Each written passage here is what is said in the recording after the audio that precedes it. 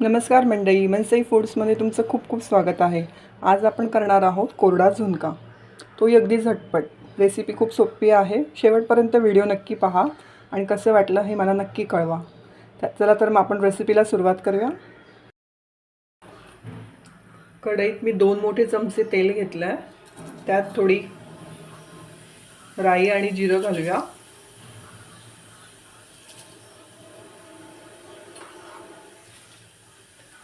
कढीपत्ता,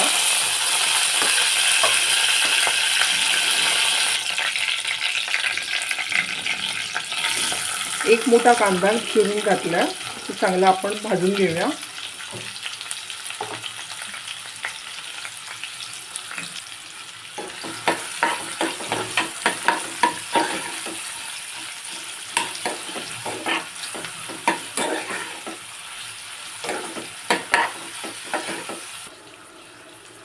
मी 2 ते 3 पाकळ्या लसणाच्या ठेचून घातल्या.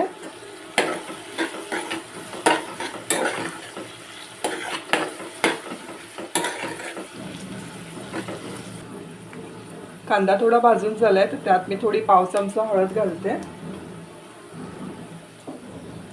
1 चमचा लाल तिखट,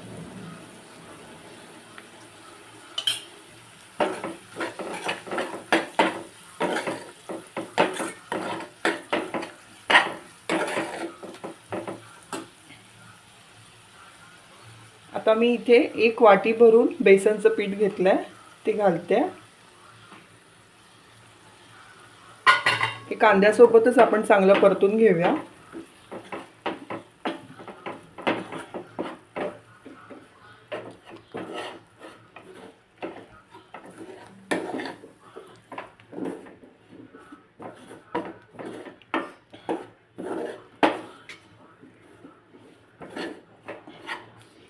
हे बारीक गॅसवरतीच असं हलकं भाजून घ्यायचं चांगलं बेसन.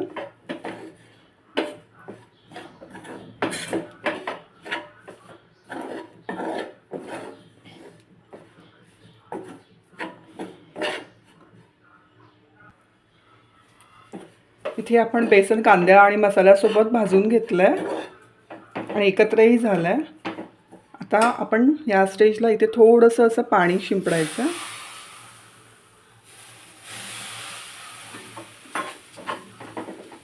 तो अगदीच कोरडा होणार नाही म्हणून जास्त पाणी घालायचं नाही आहे. हलकं हलकं पाणी घालत असं परत भाजत राहायचं.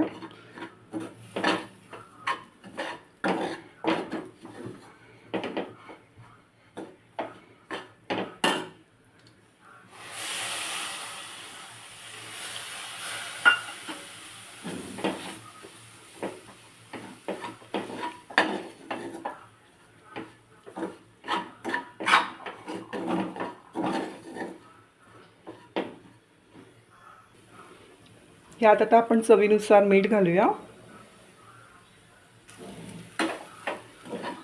सगळं एकत्र करूया पुन्हा.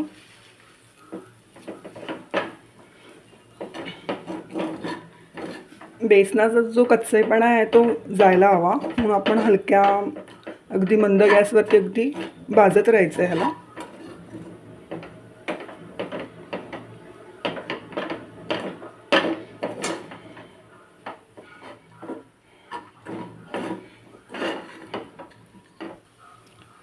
अगदीच थोडासा कोरडा वाटतोय म्हणून थोडंसं तेल यात मी घालते.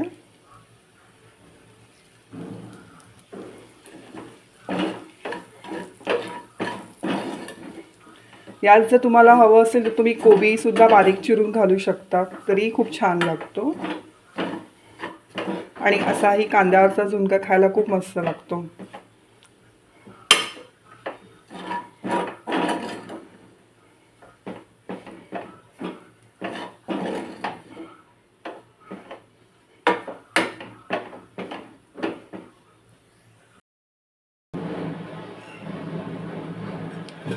आता आपण याला थोडे 2 ते 3 मिनिटांसाठी एक वाफ देऊया, म्हणजे आपला झुणका रेडी होईल.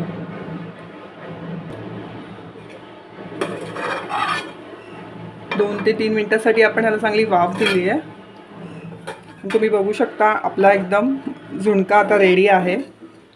बेसन पण व्यवस्थित शिजलं आहे आणि खूप मस्त झाला आहे हा. त्याला टेक्स्चरही खूप छान आलं आहे.